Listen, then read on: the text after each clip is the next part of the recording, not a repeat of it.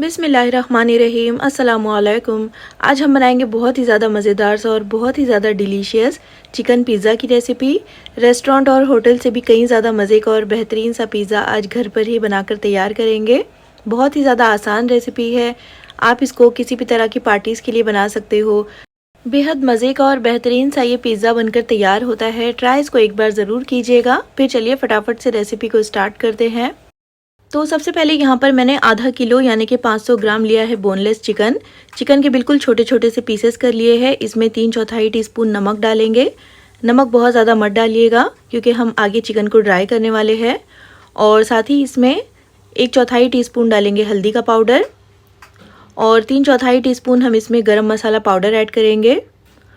और इसी के साथ ही मैं इसमें 1 टीस्पून भुने हुए ज़ीरे का पाउडर और आधा टीस्पून काली मिर्चों का पाउडर ऐड कर रही हूँ। 1 टीस्पून या टेस्ट के हिसाब से डालेंगे तीखी वाली लाल मिर्च का पाउडर और 1 टीस्पून ही मैं इसमें कश्मीरी मिर्च ऐड कर रही हूँ। इससे कलर काफ़ी अच्छा आएगा।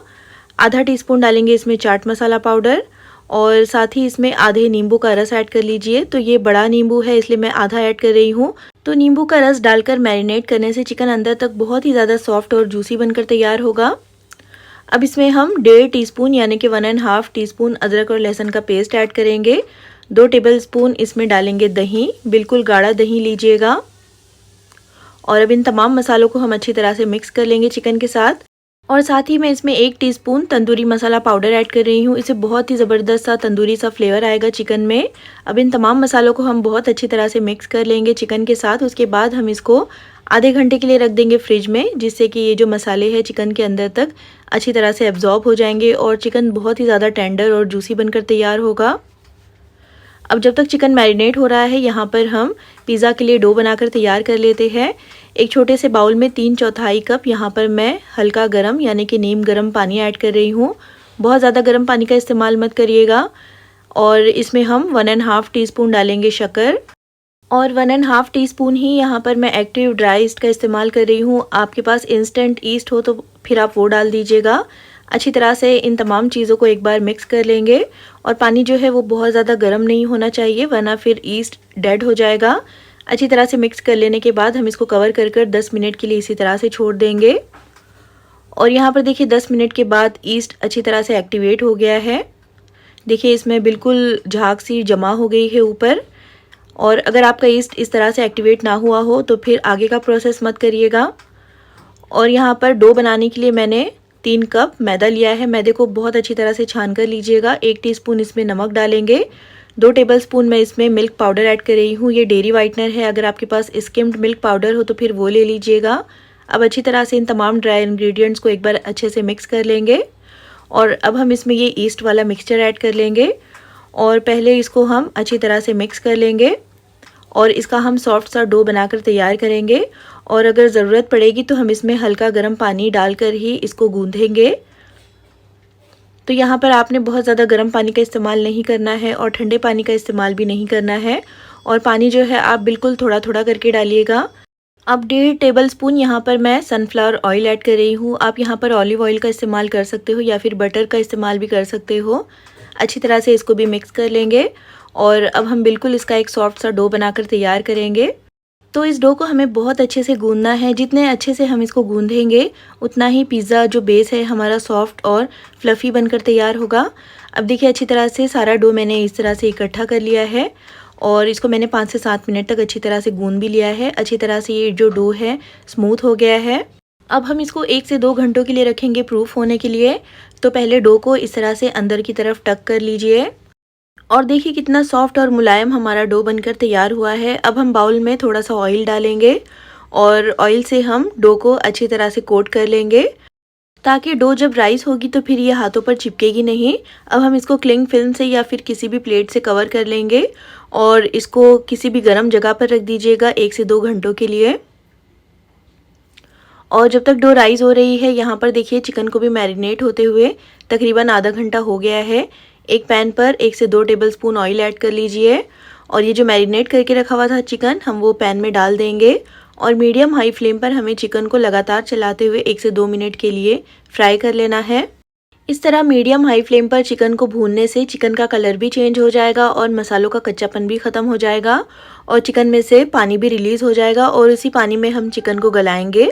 देखिए यहाँ पर चिकन ने कितना सारा पानी छोड़ दिया है। अब फ्लेम को लो करके हम इसको कवर कर कर 8 से 10 मिनट तक पकाएंगे, या फिर जब तक पका लीजिए जब तक कि चिकन अच्छी तरह से गल नहीं जाता। और 8 मिनट हो गए हैं चिकन को कवर कर कर पकाते हुए लो फ्लेम पर। यहाँ पर देखिए चिकन काफ़ी अच्छे से गल चुका है, क्योंकि बिल्कुल छोटे छोटे से पीसेस किए थे हमने चिकन के, तो चिकन जो है बहुत जल्दी गल गया है।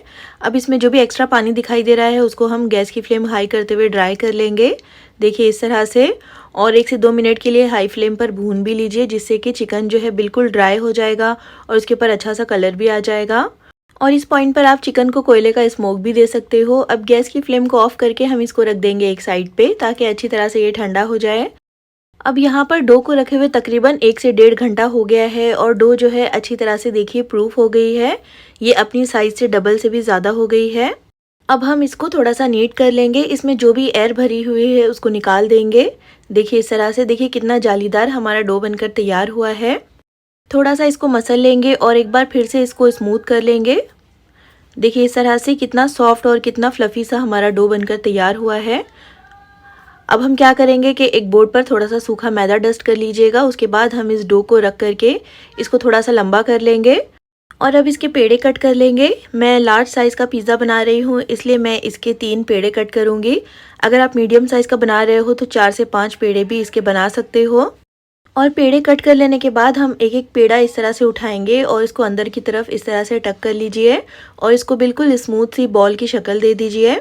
देखिए इस तरह से, और तीनों पेड़ों को हम इसी तरह से स्मूथ कर लेंगे। इस तरह से पेड़ों को राउंड कर लेने से जब हम इनको कुछ देर के लिए रखेंगे ये फिर से राइज हो जाएंगे। तो अब हम क्या करेंगे कि एक प्लेट लेकर इसके ऊपर थोड़ा सा सूखा मैदा डालेंगे, ताकि पेड़े जो है इसके ऊपर चिपके नहीं, और 2 पेड़ों को हम फिर से कवर कर कर रख देंगे ताकि ये ऊपर से ड्राई ना हो। और अब ये जो तीसरा पेड़ा है इसका हम पिज़्ज़ा बेस बनाकर तैयार करेंगे। तो थोड़ा सा सूखा मैदा फिर से लगा दीजिएगा और हाथों की मदद से हम इसको पहले थोड़ा सा बड़ा कर लेंगे।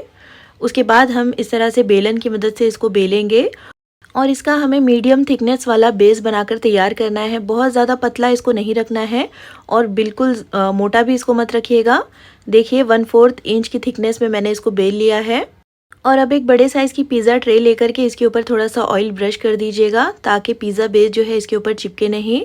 और इस तरह से देखिए पिज़्ज़ा बेस को हम उठा करके इस ट्रे के ऊपर ट्रांसफ़र करेंगे।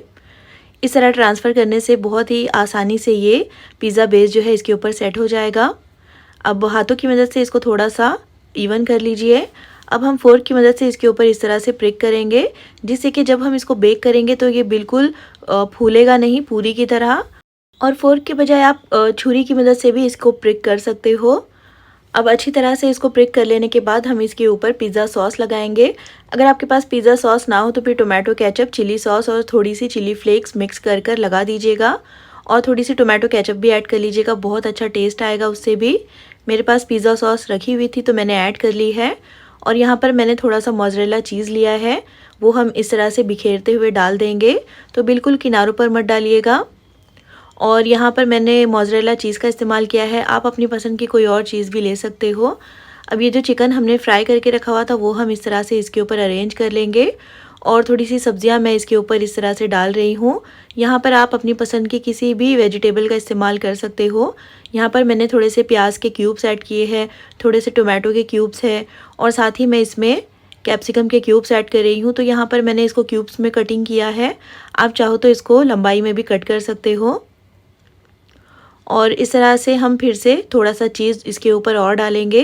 तो यहाँ पर जो चीज़ की क्वांटिटी है वो भी आप अपने टेस्ट के हिसाब से, अपनी पसंद के हिसाब से कम या ज़्यादा कर सकते हो। और यहाँ पर मेरे पास थोड़े से ग्रीन और ब्लैक ऑलिव्स है, तो उनको मैं इस तरह से स्लाइसेस में कट कर कर ऐड कर रही हूँ। ऑलिव्स डालने से पिज़्ज़ा का लुक बहुत ही ज़्यादा अच्छा आता है और टेस्ट भी इसका बहुत ज़्यादा बढ़ जाता है। लेकिन अगर आपके पास ऑलिव्स ना हो तो फिर आप इसको स्किप कर दीजिएगा। अगर आपके पास हैलोपिनोज़ या फिर रेड पेपरिका हो तो फिर आप वो भी ऐड कर सकते हो, उससे भी बहुत अच्छा टेस्ट आता है पिज़्ज़ा में।